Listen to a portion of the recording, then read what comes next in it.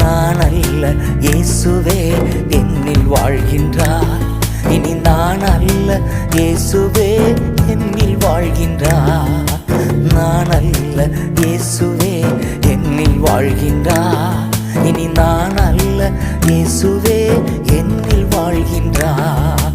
கிறிஸ்துவுக்குள் என் ஜீவன் இணைந்து மறைந்துள்ளது.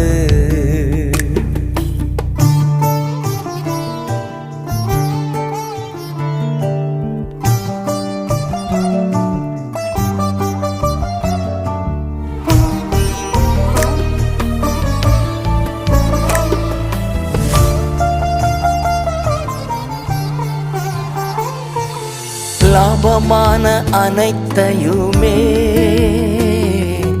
நஷ்டம் என்று கருதுகிறேன்.